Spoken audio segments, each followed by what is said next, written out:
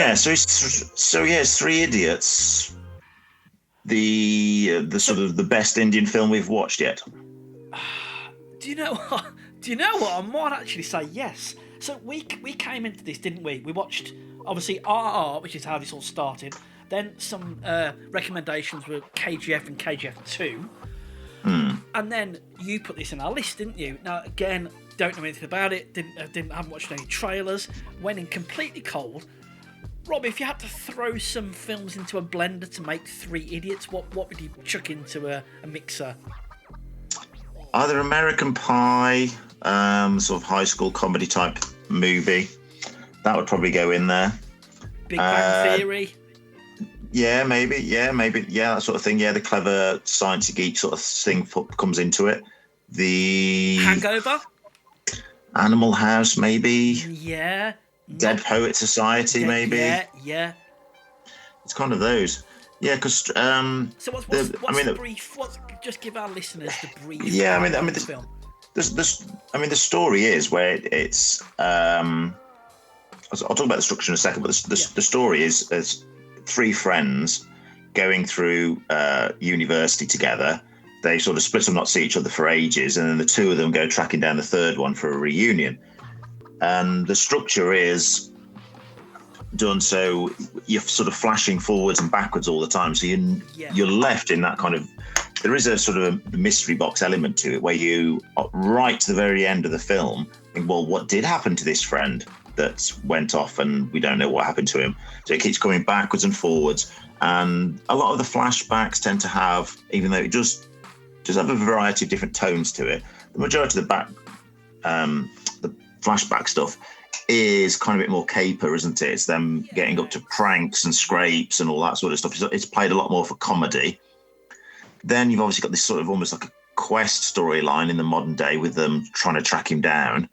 And then there's little bits where it sort of goes, which is the Dead Poets part of the blender mix, where it goes quite serious at moments, and it kind of makes you sort of ponder a bit about what's education for. Is it just so you can get a good job to look after your parents, or is it more than that? And there's quite a lot going on there. It's really now. I think we mentioned this on one of our other episodes, but it was quite weird watching it in Indian with subtitles, and suddenly there's loads of English speaking, and I was like, "Wow, I've learned the language," but I'm not exactly sure why. If that's a because common we've not thing. noticed that on the other films we watched so far either, have we? So it's unusual, that wasn't. I'm not quite. Any listeners might be able to explain that. I don't know. So the film starts off. Yeah, they come in together in modern. So 2016, I think it was filmed. The guys are coming together, and then it goes into flashbacks for the good hour and a bit of the film. So what you've done is you've got these three guys, and they've kind of got this. What do you call him? Like this teacher who's their nemesis a little bit, and they're always playing pranks on him, and he's trying to fail them. And there was a few sort of carry-on style sound effects. So something will happen, and the teacher will bend over, and his trousers will rip, and it'll be that. And you're like, and I was like, oh, is this played a bit slapsticky? I thought, I'm not really liking this, but then suddenly it kind of got into it, didn't it? And the main character, I've got my notes here, Rob. Can't see the guy's name. Rancho. Rancho's the main guy, isn't he? He's a little bit. Yeah, so Rancho's the guy that kind of has a huge impact on people's lives, and they wonder what happened to him. He's the kind of main guy in that sense, isn't he? Yeah, and he's really weird, isn't he? Because he's almost wise beyond his years. What I won't sort of spoil this too much, because I would really, really recommend this. It's totally different to anything we watched. There's no car chases, no shootouts, no set pieces.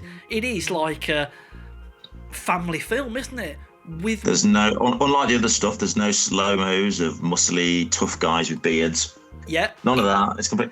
Yeah, I suppose what's different to the films we've watched so far. So what we have watched is, what have we watched? KGF. We've watched KGF 1 and 2, Bahubali 1 and 2, and RRR. But I think they are kind of acquired taste. Now, I have tried to get some people to watch RRR, but the way I sell RRR to people is like, oh, it's so mad. It's not like anything you've seen. It's, you know, it's quite over the top. You'll be never bored. It's yeah. You know, from that point of view, like almost like you got to see it to believe it. It's so entertaining. But Three Idiots is actually more like a sort of, as I do inverted commas in the air, proper film. Yeah. That I think would appeal to a broader base, really. What I really liked in this was there was lots of, which I didn't realise was happening to me, which I thought was really clever. There was lots and lots of setups and payoffs. So there's such and such happens, and Rancho says, "Oh, I've got this idea where I want to make a electrical grid using car batteries and this, that, the other," and it's kind of used as like a throwaway comment, isn't it? In the film, and then later it pays off. And there's a bit where he says, "Oh, I've had a dream about this girl meeting her on a moped, on a moped in a wedding dress." Even the All Is Well song, the All Is Well, you think, although that's it, like his way of life, you know, his sort of motto for life is all is well, but that's used as a bit of a chant later on in the film, isn't it? It is. So with the baby scene, so it does have a lot of these little links. So there's all these things, sort of threads connecting the future and the past, but even just the time at college, there's threads connecting them at the end of college to when they start, because it covers them from starting all sort of green and fresh faced, and then they get a bit jaded, don't they? And there's this sort of, like you said, the battle with the head teacher or whatever his name, the principal. Yeah. And some of that's played for laughs, but then some of that it's not really played for laughs for a while, is it? It's like a proper sort of like it's a proper nemesis. And then it sort of goes light again, and there's, bits of romance there. And that was wonderful. A few little quite light-hearted song and dance numbers as well. They were really good, weren't they? They used some different filming styles, like it's like Singing in the Rain or something, wasn't it? And then you've got, what was it? Was it Zula or something? The song was called. Yeah, is that the one they sing at the Zooby-Doo. Yeah, that's a more sort of romance one, isn't it? Yeah. They're sort of falling in love. She's thinking about him, and then yeah, it was a wonderful falling in love moment. And as it goes on, there's his friends, like Rancho's friends. One of them wants to be a photographer, and I think the other wants to be an engineer, but he finds it really hard. Whereas Rancho himself, I'm guessing he's a genius or something. And there's the story. He finds learning super easy, doesn't he? Rancho does, yeah. But he's kind of like, what would he call it? He's kind of like out there, so he finds it in different ways. So there's a bit right at the start where someone asks him a question, and this other kid just repeats what he's read in the book, and Rancho's like, "That's fine, man. All I'm learning there is to memorise a book.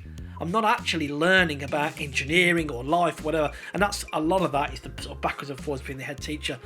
Rob, now everyone knows I'm the resident crier in this duo. Were you moved at any of the scenes? There's a couple that really had me going. Not to tears, no.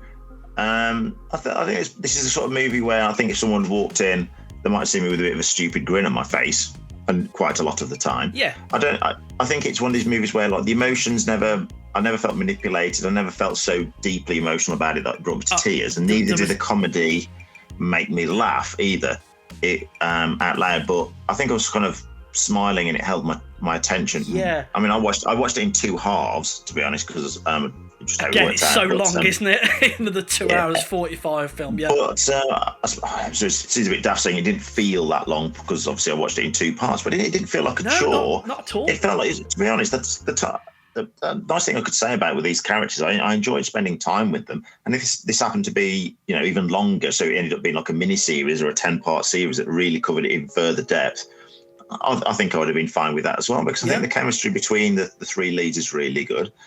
It's very subtly done with the age thing, so it doesn't, they're obviously like they're nearer the old. I'm not saying old, what they're meant to be like 30ish, late 20s, and it's flashing back to them being in university.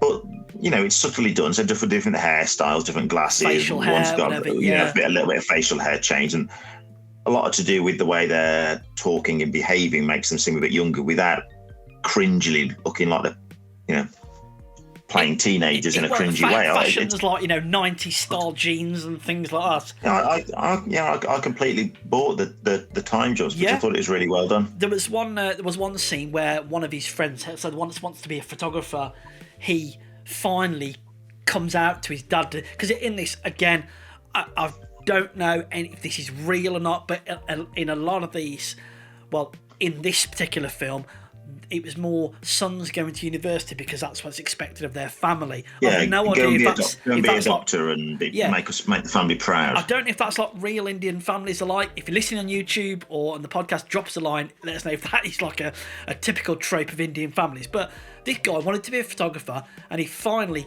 came out to his dad and said, I wanted to be. And I won't spoil it, but there's a bit of a backwards and forwards of what goes on there. Well, Rob, I was reaching for tissues. When you say he finally came out to his dad? As in he wants to be a photographer. He comes out and then there's a bit with a baby at the end. Now, look, the special effects aren't very good, are they? It's clearly a rubber doll. But that was fine. It's not a massive budget film, or I don't think it's a massive budget film. I think when a film has you, and you buy the relationships and you care about the characters and they feel real, so you then care about what happens to them. Yeah. So you're along for the ride then, and you forgive little things, little plot holes or things that you might think, oh, that joke's a bit lame or that bit's a bit sentimental. You kind of forgive it because you feel like you're in safe hands, and you just let it slide. So I thought it was I thought it was really good. One very quick little search I thought, what's the director and the actors done anything else? The guy who plays Rancho, I don't know if you heard about this Indian remake of Forrest Gump that's coming out or just come out. Yes, it's him. It's him, isn't it? And seeing that, because I'd heard about this Indian Forrest Gump, I'd read about it in a magazine, and then seeing it was him, thinking, oh yes, perfect casting. Because I don't know whether he's meant to be on the autistic spectrum in Three Idiots, but the way he plays it, sometimes he is. But sometimes sometimes he's got this slightly, I'm not quite sure what to go for. He's a bit wide-eyed, and he's got this bit of an inane grin on his face sometimes. Yeah. And I just think, is he just meant to be just a bit quirky, or is he meant to be a bit more than that? I don't know. It's not really. A lot of these things, Rob, we talk about ratings and things, don't we? Sometimes I think, so if my wife turned around to me and said, oh, I keep hearing you banging about this, so let's watch one, I would quite happily watch RRR again. I'd quite happily watch Bahubali 1 and 2 again, and I'd definitely watch this. I think I'd start her off on this, because it's like, an easygoing family rom-com. She wouldn't like KGF, but even though it's a 2 3/4 hour film, I think it'd be an easy watch again. Really, really enjoyable. I enjoyed it a lot. I'm hoping that our next batch of films are going to be as good as this, because I think that's a pretty good high bar to set. So go on, Rob. How many All Is Well in the Bathroom songs do you want to give it out of 10? Maybe 8.5ish. I'm kind of a torn between an 8 and a 9. Because you've been thinking about it a lot. So I'm going to give it a 9 because it was very clever, and actually at a couple of points he went, oh yeah, for these setups and payoffs, and I was like, oh god, he said that at the start. Really cleverly done.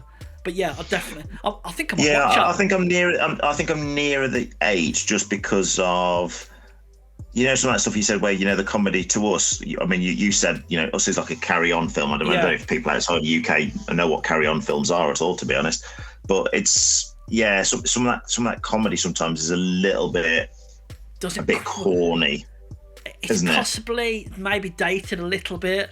Maybe like How old is this? 2009. Oh, what's it? I thought it's 2016. Oh, right. So it's quite, quite old now. I mean, I watched a podcast I heard a podcast the other day where someone had rewatched the American Pie films, and they said these have not aged well. Some of the things in there doesn't age well at all. So yeah, good film, really good film. I look forward to our next. Yeah, feel good, not heavy going, not violent or anything. It's a good movie. We would definitely recommend. And whether it's the best Indian film that we've watched so far, it's hard to compare that to something on RR, but it's very